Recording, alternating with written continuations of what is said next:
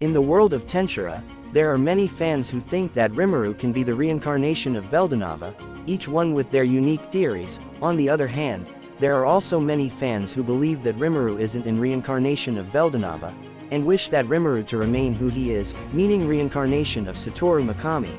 But there are many theories which suggests that Rimuru could possibly be the reincarnation of Veldanava.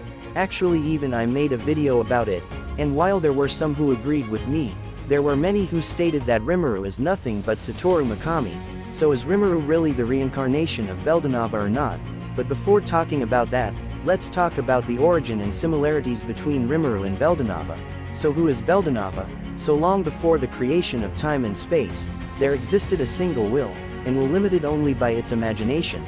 But one day it got bored, and decided to create grand construction with space for the wills to occupy and time so they could experience events sequentially. But there was one major problem. The will knew that will happen and what will happens, everything, so it decided to give up its omnipotence and omniscience, and what remained afterward was Veldanava, a being with the creator's will but existing as part of creation rather than something beyond it. Veldanava woke up in the place of beginning and began working to finish the construction of the worlds. He later took command of the 8 great holy spirits, powerful and pure elemental forces without wills, and created for himself 7 servants to assist him from the great holy spirit of light, which were known as 7 angels of origin.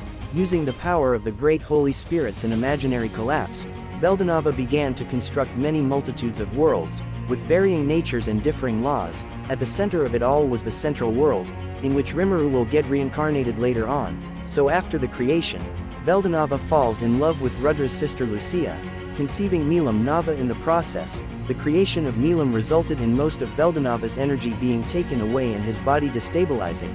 Veldanava used the last of his old body's power to create a sibling for Nilam, a baby dragon that would serve as her companion so that she never had to be lonely as he had.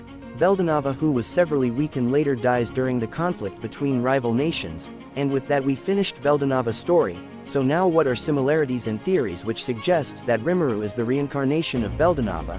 Actually, our first theory comes right after the reincarnation of Rimuru. So in possible places where he could have reincarnated. Where do you think he got reincarnated? Oh yeah, right inside Veldora's cave, a place with dense amount of magicules and near Veldanava's little brother.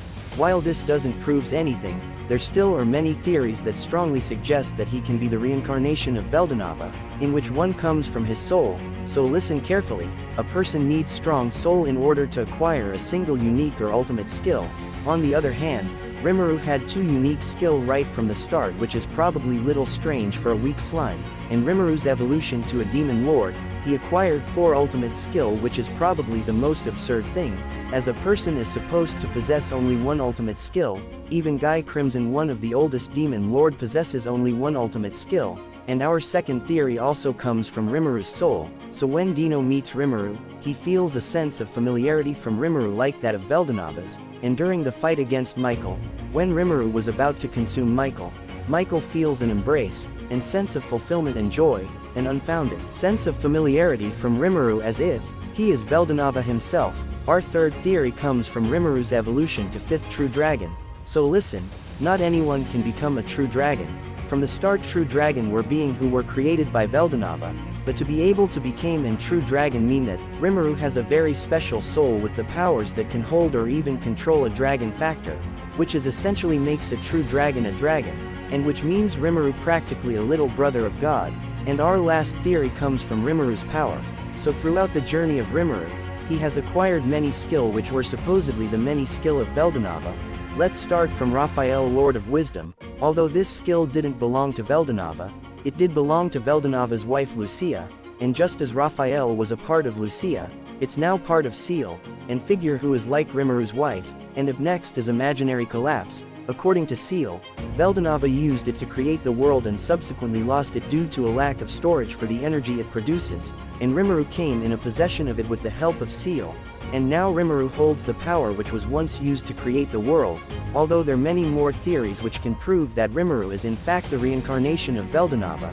But let's talk about one theory which can completely change that. So what if he isn't a reincarnation of Veldanava but a mere fragment just like Rudra? So listen carefully.